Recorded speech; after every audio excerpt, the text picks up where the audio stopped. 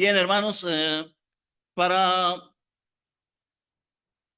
este segundo tema, quiero que vayamos a la carta a los Gálatas en el capítulo 3.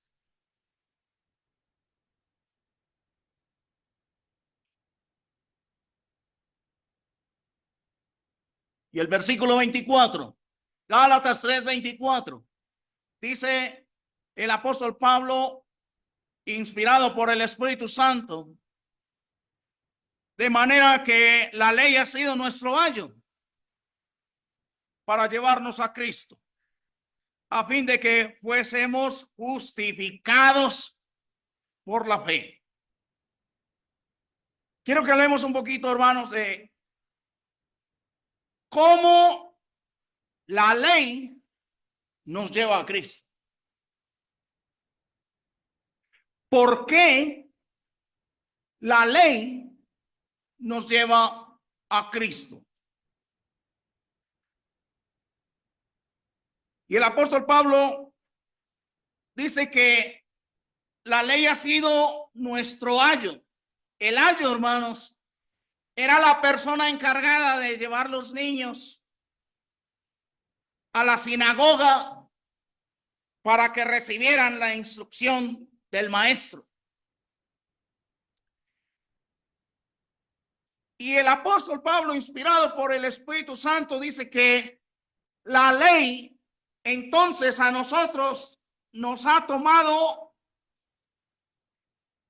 y nos ha llevado y nos lleva a Cristo. ¿Por qué?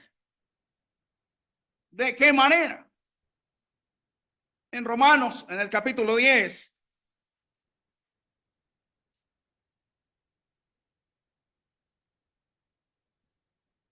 dice el versículo 4, porque el fin de la ley es Cristo para justicia a todo aquel que cree. Entonces, el fin o propósito de la ley es Cristo. No es que vino Cristo y se acabó la ley. No, sino que la ley es la que nos guía a Cristo. Y el propósito de la ley es llevarnos a Cristo. ¿Por qué? El apóstol Pablo, hermanos, ustedes saben que este hombre no creía en el Señor Jesucristo. Ustedes saben que el apóstol Pablo era un blasfemo y era el más grande perseguidor de la iglesia del Señor Jesucristo. Para Pablo era imposible creer que Jesucristo es Dios, el Salvador del mundo. Pero nos explica también por qué la ley lo llevó a él y nos lleva a nosotros a Cristo. En Romanos, en el capítulo 7,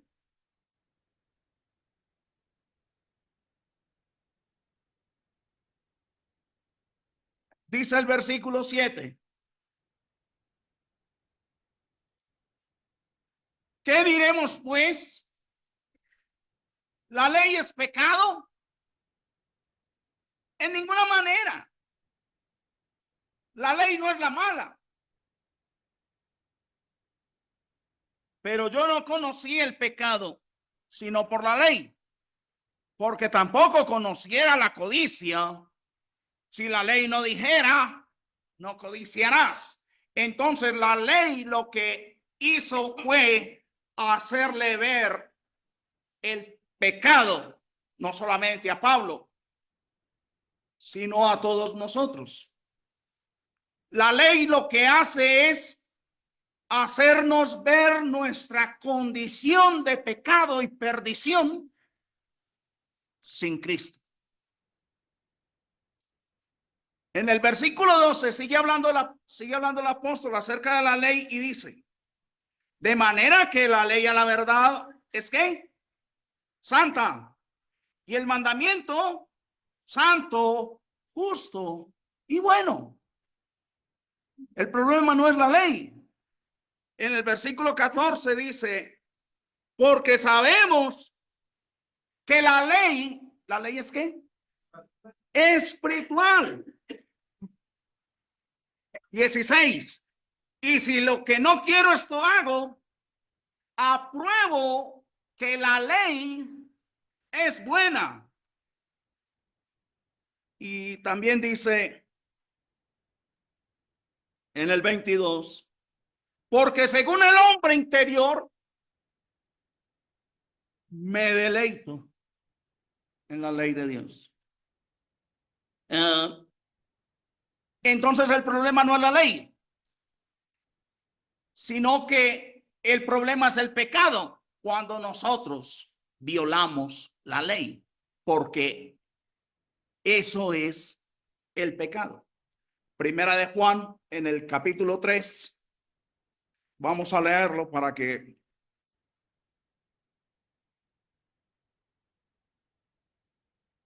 quede claro.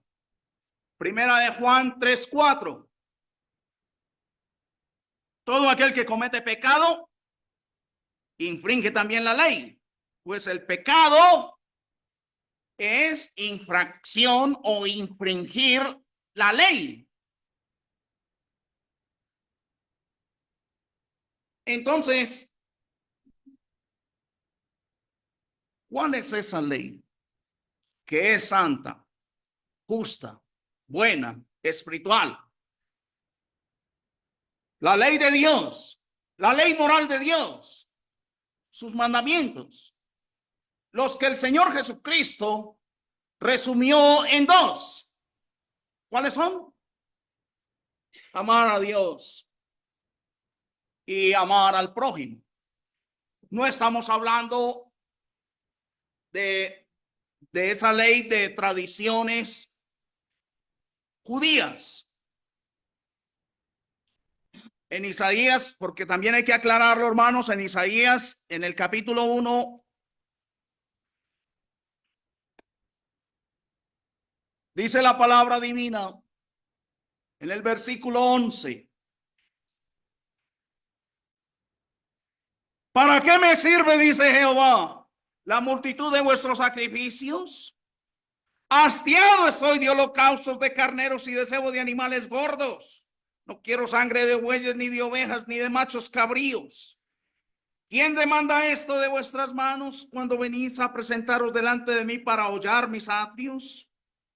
No me traigáis más vana ofrenda. El incienso me es abominación, luna nueva y día de reposo. El convocar asambleas, no lo puedo sufrir. Son iniquidad vuestras fiestas solemnes, vuestras lunas nuevas y vuestras fiestas solemnes, las tiene aborrecidas mi alma. Me son gravosas, cansado estoy de soportarlas. Entonces, ¿qué pasó con esa ley? Dios estaba hastiado, cansado de eso. ¿Incluía el sábado? ¿Que se incluía el sábado? ¿Quién cambió el sábado por el domingo? Dios. ¿Por qué los cristianos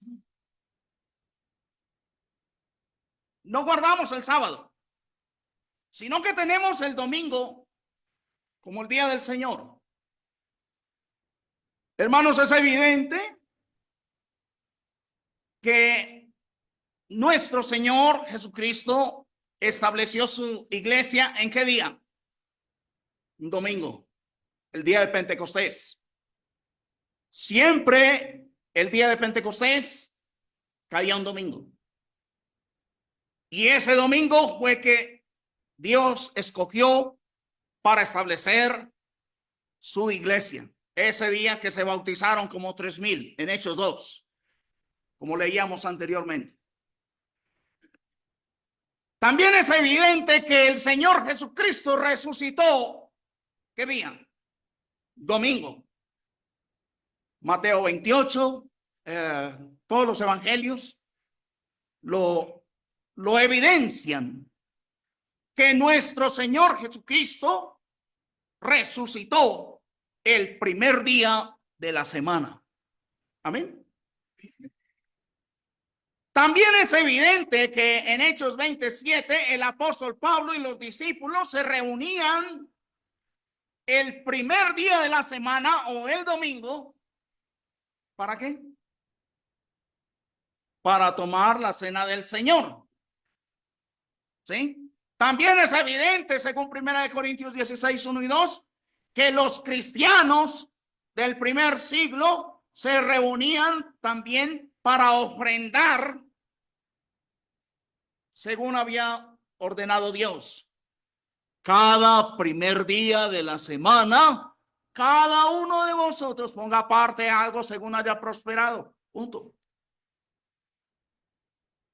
También es evidente que el Señor Jesucristo se le presentó al apóstol Juan para revelarle el Apocalipsis. ¿Qué día? El día del Señor. Entonces, hermanos, el Señor Jesucristo fue el que estableció la iglesia el primer día de la semana.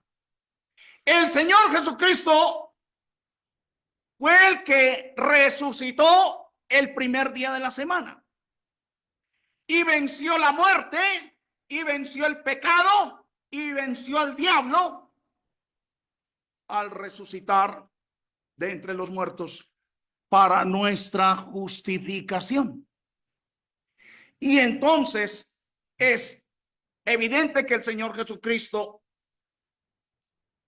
dejó el primer día de la semana para que en él se conmemorara su santo sacrificio. Haced esto en memoria de mí. Por eso la iglesia no puede cambiar el día del Señor. El día del Señor es el domingo. El domingo nos reunimos todos los cristianos, todos los que creemos en el Señor, para tomar la cena, para ofrendar, para cantar al Señor, para adorar a nuestro Señor y Salvador por su triunfo en la cruz.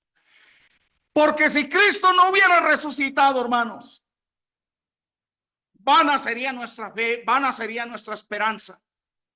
Aún estaríamos en nuestros delitos y pecados, pero Cristo resucitó de los muertos el primer día de la semana para gloria y alabanza de nuestro Creador.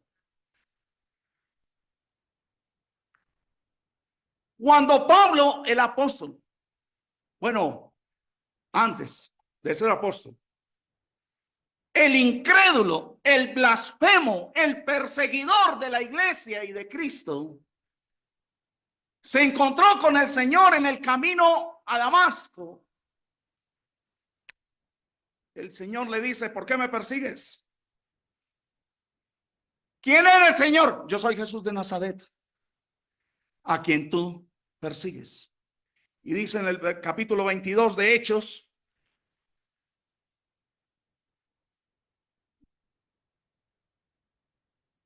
Hechos 22.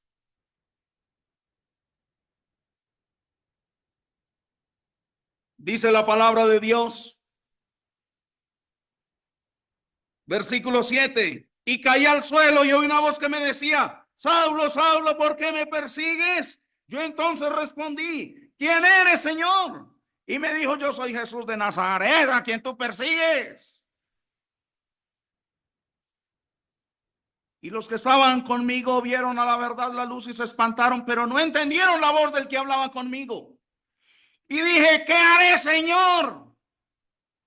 Y el Señor me dijo: levántate y ve a Damasco, y allí se te dirá todo lo que está ordenado que hagas.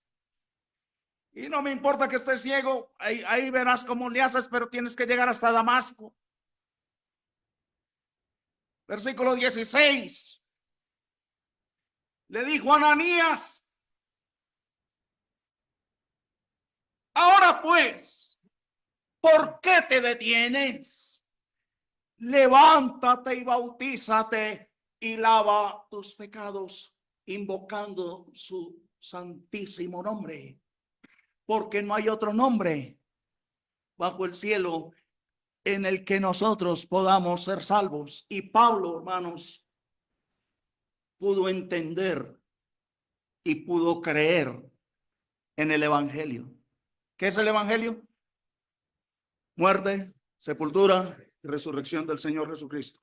Y el bautismo es mi muerte con Cristo, mi sepultura en las aguas para el perdón de mis pecados con Cristo y mi resurrección con Cristo para una vida nueva. Pablo lo pudo entender.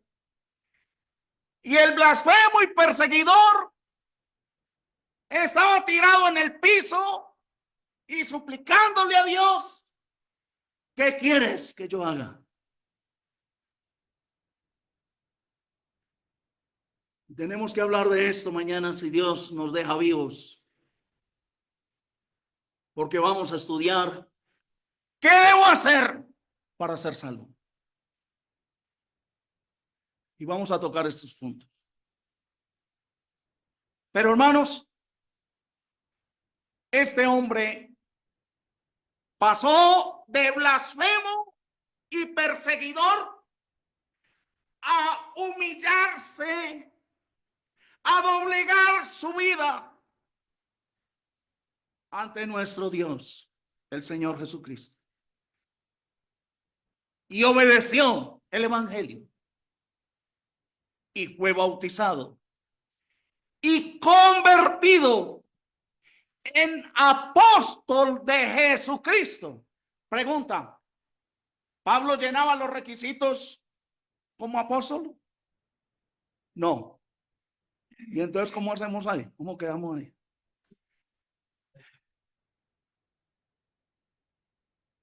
Gálatas 1, es mejor que leamos. ¿Por qué Pablo fue apóstol sin llenar los requisitos de haber visto al Señor desde que fue bautizado por Juan hasta que fue ascendido al cielo? Gálatas 1, versículo 1. Ojo, Pablo apóstol, no de hombres ni por hombre, sino por Jesucristo y por Dios el Padre, que lo resucitó de los muertos. ¿Ya? ¿Ya? ¿Hay que explicarle a alguien más eso? ¿Ya? El Señor se le apareció a Pablo y fue convertido en el apóstol que más trabajó también en la iglesia, el mejor predicador que tuvo la iglesia, para gloria de nuestro Dios. Pero cuando ese apóstol entendió, hermanos, por la ley, que estaba en pecado y que él necesitaba de un salvador, porque la ley, ¿qué es lo que hace la ley? Nos lleva a Cristo. ¿Cómo?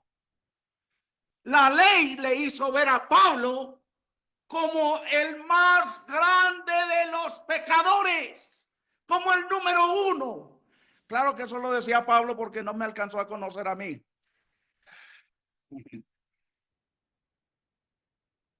Pobrecito Pablo. Pero la ley lo lleva a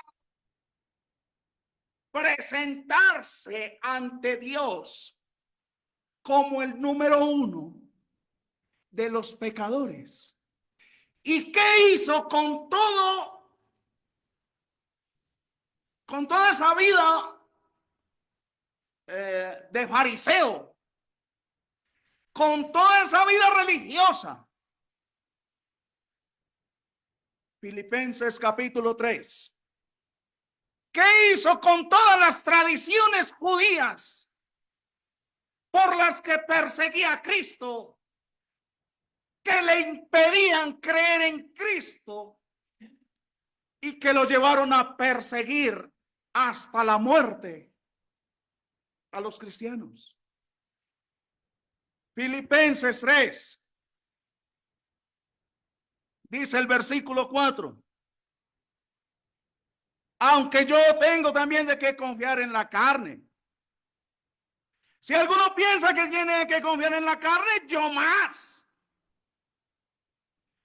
Circuncidado al 8º día, del linaje de Israel, de la tribu de Benjamín, hebreo de hebreos, en cuanto a la ley, fariseo, en cuanto a serlo, perseguidor de la iglesia, en cuanto a la justicia que es en la ley, irreprensible. Pero cuantas cosas eran para mi ganancia, las he estimado como pérdida por la excelencia.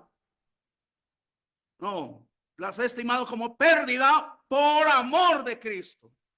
Y ciertamente aún estimo todas las cosas como pérdida por la excelencia, ojo, la excelencia del conocimiento de Cristo Jesús, mi Señor, por amor del cual lo he perdido todo y lo tengo por basura para ganar a Cristo.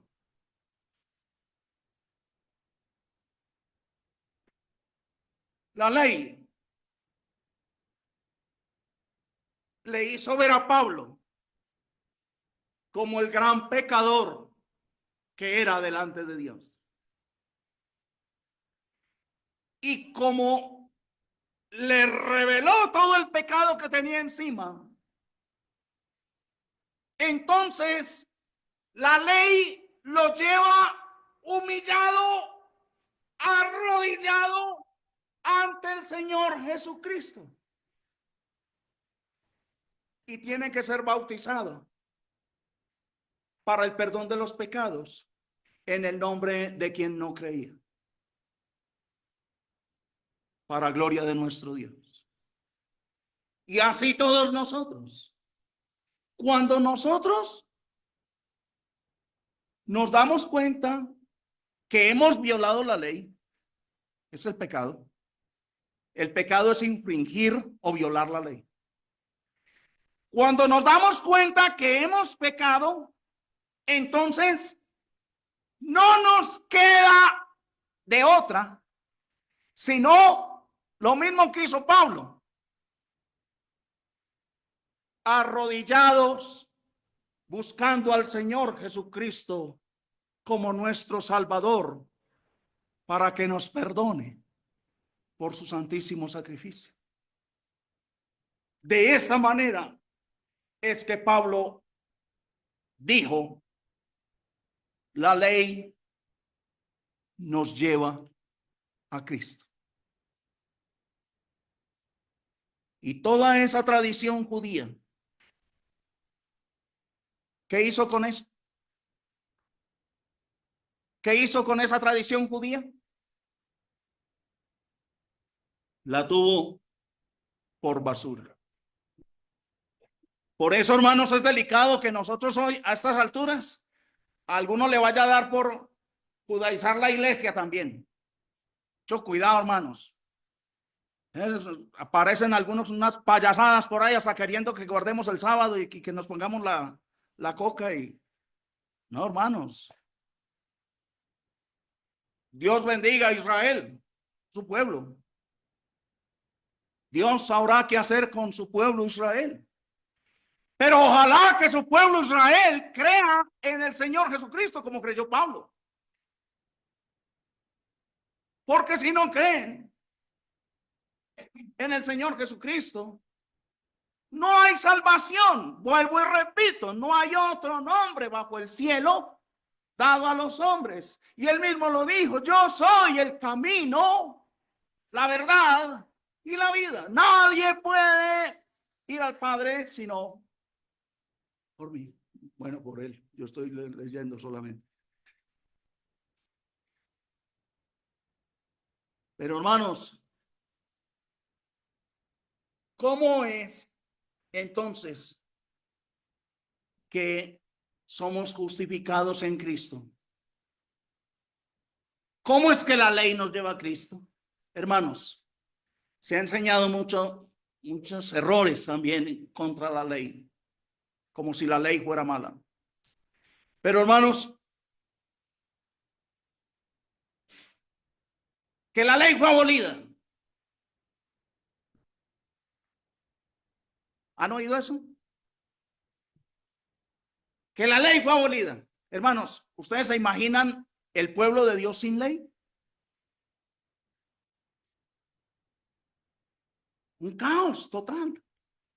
¿Qué es lo que quiere Dios con sus mandamientos? Cuando Dios nos dice, no mentirás, no robarás, no cometerás adulterio. Él lo que quiere es que usted y yo vivamos bueno, hermanos. Y conoceréis la verdad, y la verdad os hará libres. Pero si alguien dice que conoce al Señor y sigue en el pecado, entonces es libre. ¿Fue librado de qué? Por favor. Por eso, hermanos, la ley nos lleva a Cristo. Si la ley hubiera sido quitada, entonces no habría pecado, porque el pecado es infringir la ley. Pero si la ley fue quitada, entonces no hay cómo violarla. Pero ¿cómo está el pecado? El pecado, cuando nosotros violamos la ley, entonces necesitamos de un Salvador. Si no hubiera ley, no hubiera pecado. Y si no hubiera pecado, entonces ¿para qué necesitaríamos a Cristo? ¿Para qué necesitaríamos el sacrificio de Cristo si no hay pecado? Porque no hay ley. Pero la ley fue dada. Pregunto, antes de Moisés fue dada la ley. ¿Qué es pecado? Infringir la ley. Si decimos que la ley no fue dada antes de Moisés, entonces tendríamos que decir que antes de Moisés no hubo pecado.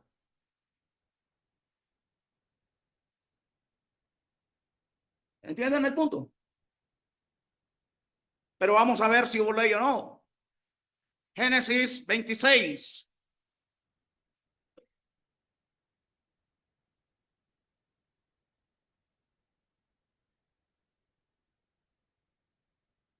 Dice el versículo 5.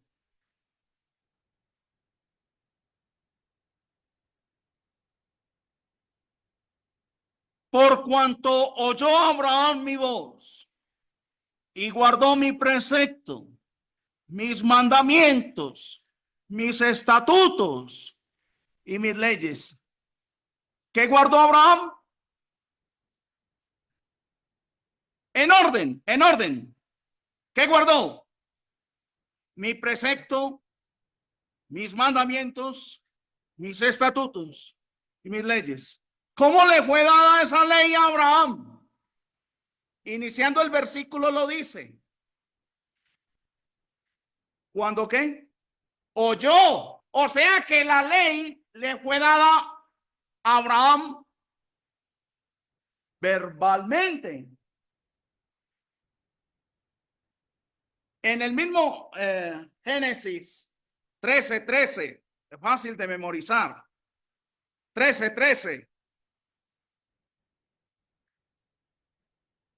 Dice, mas los hombres de Sodoma eran malos y pecadores contra Jehová en gran manera. Si dice que pecaron contra Jehová, ¿qué hicieron? Violaron la ley de Dios. Ahora, hermanos, les pregunto, después de Cristo, ¿hay ley? Claro, porque si decimos que con Cristo murió la ley o anuló la ley, entonces tendríamos que decir que después de Cristo entonces no habría cómo pecar, porque si no hay ley no hay cómo infringirla. Pero tenemos la ley.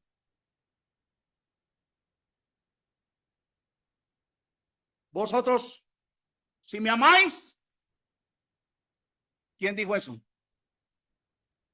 Juan 14:15. Si me amáis, guardad mis mandamientos. Primera de Juan 2.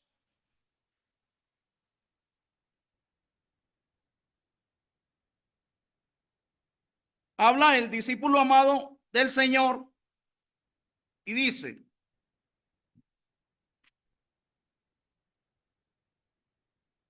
el versículo 3, y en esto sabemos que nosotros le conocemos, si guardamos sus mandamientos.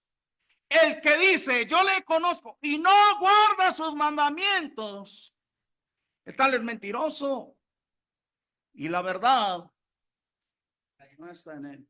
Entonces tenemos los mandamientos resumidos en dos, pero los tenemos. Cualquiera que diga ser cristiano, ¿cómo alguien va a decir que es cristiano, que es seguidor de Cristo y sigue siendo mentiroso y está pendiente a ver de volarse con la vecina?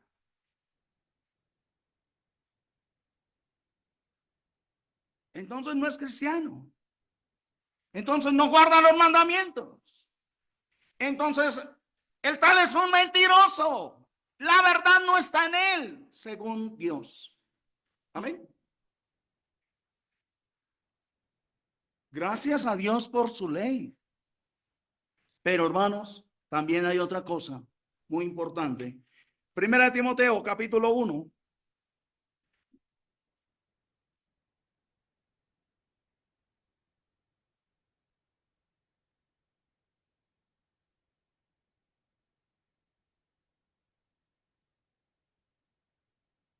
Versículo 8.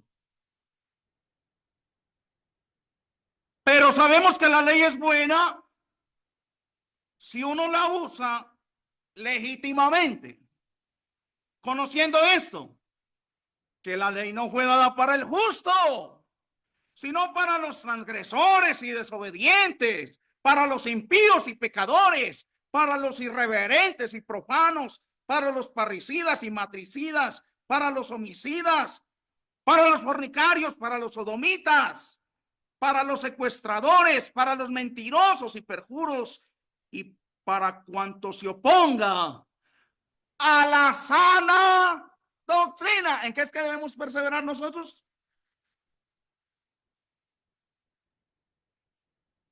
Es el tema que tenemos. La ley no fue dada para los justos.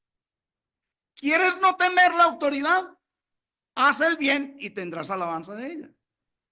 Romanos 3.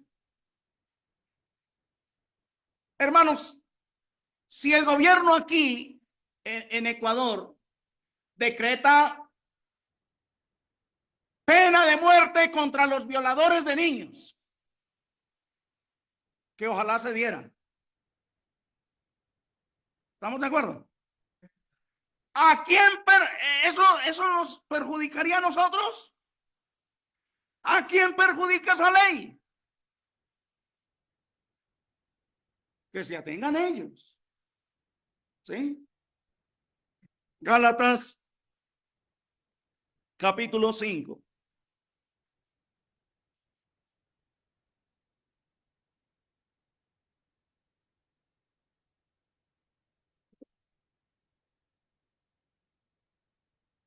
Dice el versículo 13.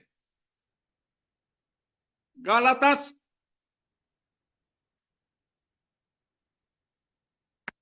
5:13. Porque vosotros, hermanos, a libertad fuisteis llamados. Solamente que no uséis la libertad como ocasión para la carne, sino servíos por amor los unos a los otros. Y miren el versículo 19, lo sabemos de memoria, pero no importa. Vamos a leerlo. Y manifiestas son las obras de la carne, que son adulterio, fornicación, inmundicia, lascivia, idolatría, hechicerías, enemistades, pleitos, celos, iras, contiendas, disensiones, herejías, envidias, homicidios, borracheras, orgías y cosas semejantes a estas, acerca de las cuales os amonesto, como ya os lo he dicho antes, iglesia en Galacia. Ya les he dicho antes que los que practiquen tales cosas, ¿qué? Díganlo duro, no heredarán el reino. Si a usted le enseñaron que usted es carnal, pero tranquilo, carnal, no te preocupes. Fornicario, no te preocupes. Borrachito, fresco, no te preocupes. Vamos para el cielo igual. La salvación no se pierde. Siga leyendo esos cuentos de Calvino y verá dónde va a parar. Por favor, hermanos, los que practiquen tales cosas,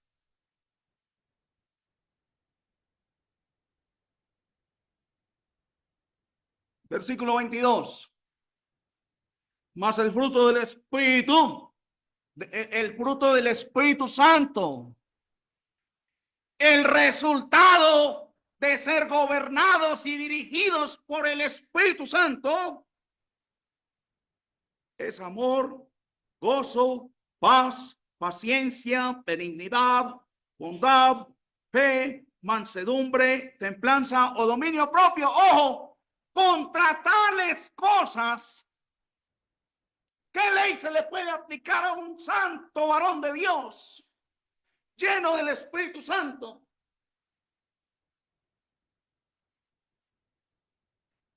Con estas características, con estos resultados en su vida. ¿Qué ley se le puede aplicar a un varón de Dios lleno de fe, lleno de amor, lleno de dominio propio? Un varón de Dios controlado por el Espíritu Santo.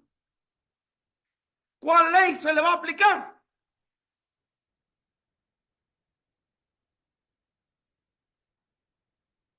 (24) Pero los que son de Cristo han crucificado la carne con sus pasiones y deseos. Los que son de Cristo, ¿qué? Pasado, presente o futuro. Pasado. O sea que ustedes son de Cristo.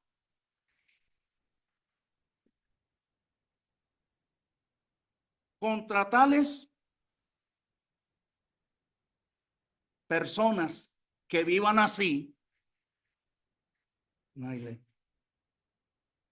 Y nosotros hemos muerto al pecado y nosotros hemos sido sepultados y resucitados con Cristo.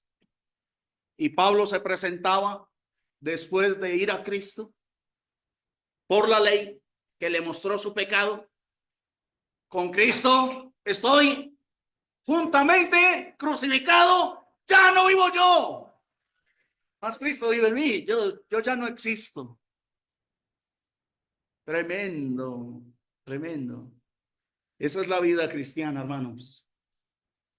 Eso es ser parte de la iglesia, de una iglesia, ¿cómo es? Una iglesia pura, santa, sin mancha, sin arruga, sin contaminación. Una gloriosa iglesia. Así que, hermanos, si la ley no puede contra nosotros, vamos a poner el caso del juicio.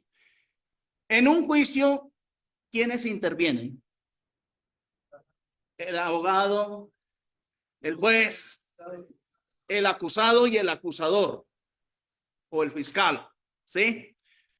Pero vamos a ponerlo más en orden. El juez, hablamos del juicio de nosotros, el juicio final, ¿sí?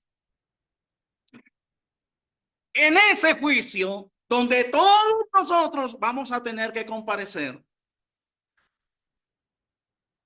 está el juez. ¿Quién es? Dios. Está el abogado.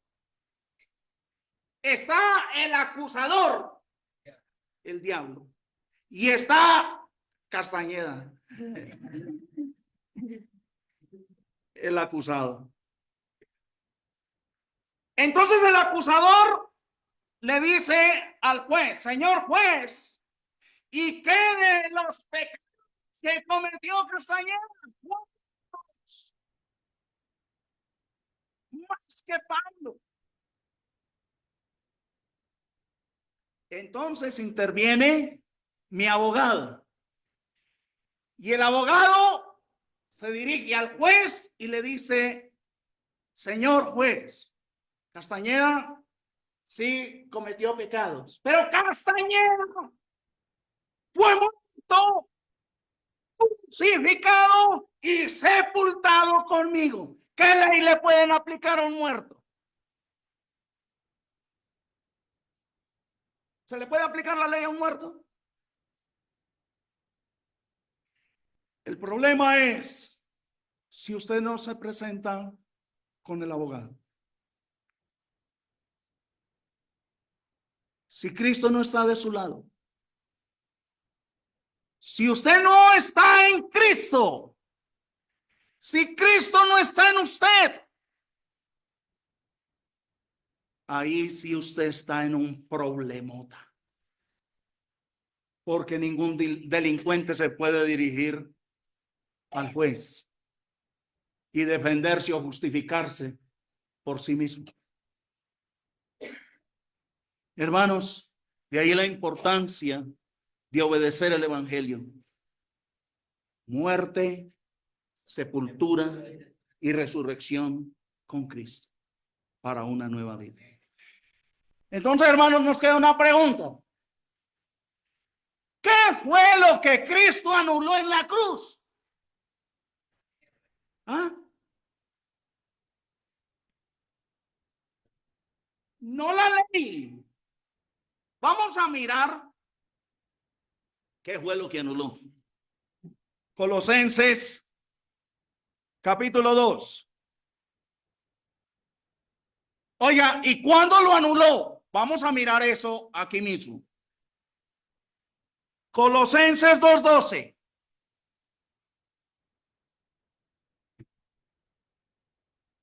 Sepultados con él, ojo, ¿con quién? Con Cristo. ¿Cuándo? En el bautismo, en el cual fuisteis también resucitados con él mediante la fe en el poder de Dios que le levantó de los muertos. Y a vosotros, estando muertos en pecados y en la incircuncisión de vuestra carne, os dio vida juntamente con él, perdonando todos los pecados. ¿Cuándo nos pudo perdonar pecados? Versículo 14. Anulando el acta de los decretos que había contra nosotros, que nos era contraria, quitándola de en medio y clavándola en la cruz. ¿Qué fue lo que clavó en la cruz, hermanos? ¿La ley? ¿Los mandamientos? No. Los mandamientos de Dios son santos, son buenos, son indispensables para nosotros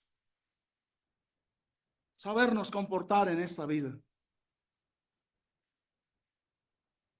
Cristo lo que anuló fue la deuda la condenación, el acta de condenación que nosotros teníamos encima, condenados por nuestros delitos y pecados.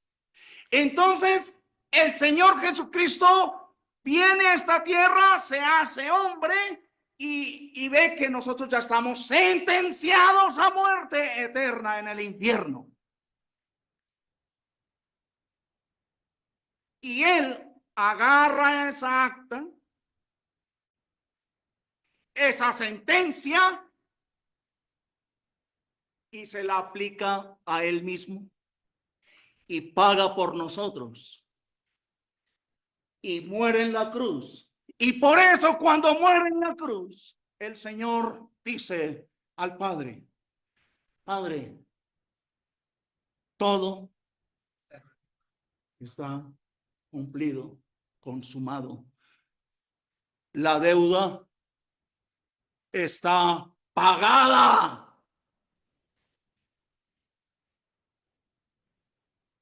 Porque este es el Cordero de Dios que quita el pecado del mundo. Por eso, hermanos, cuando a nosotros nos empezaron a leer la Biblia y nos hicieron ver cómo estábamos de mal, acostumbrados a vivir en el pecado y sintiéndonos bien con el pecado encima, y nos muestran la palabra de Dios y la obra del Espíritu Santo se manifiesta. ¿Cuál es la obra del Espíritu Santo? ¿A qué vino el Espíritu Santo? A convencer al mundo de pecado, de justicia y de juicio. Entonces fuimos convencidos por la ley de Dios de nuestra condición. ¿Cuál era nuestra condición? Muertos en delitos y pecados.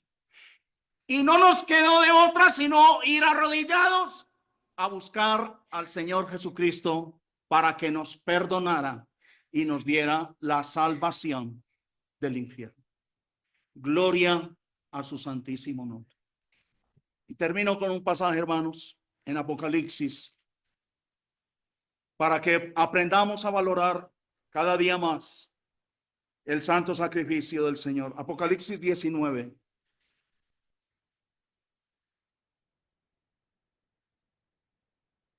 Versículo 7.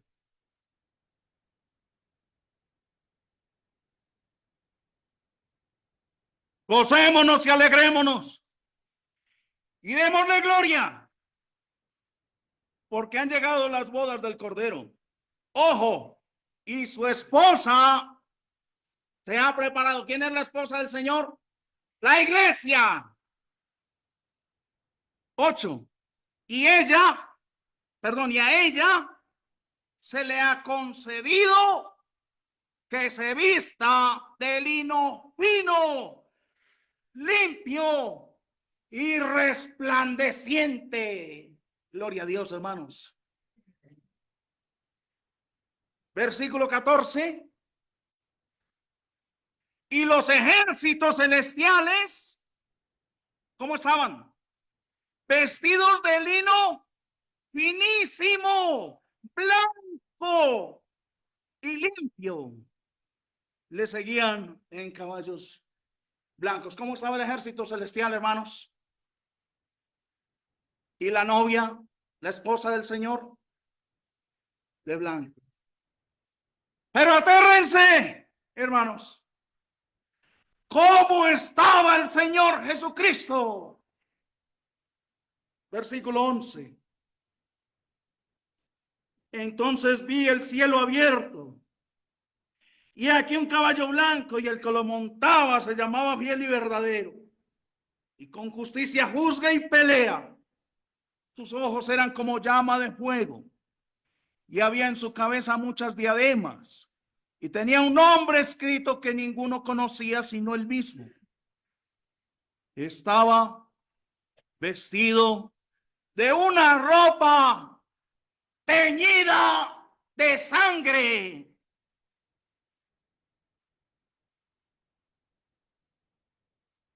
Y su nombre es el Verbo de Dios. ¿Cómo estaba el ejército celestial? El ejército celestial, blanco, resplandeciente. La esposa. ¿Y el vestido del Señor? Manchado con la sangre derramada por nuestros pecados, hermanos. Por eso cuando el Señor, antes de morir en la cruz, expresó las palabras más dolorosas del mundo. Dios mío, ¿por qué me has abandonado? Se manchó el Señor por nuestros pecados. Toda la gloria a su santísimo nombre. Miren el versículo 15. Y en su vestidura y en su muslo tiene escrito este nombre: Rey de Reyes y Señor de Señores. Y en esta es la doctrina que usted y yo, como cristianos, tenemos que perseverar. Que Dios les bendiga, hermano.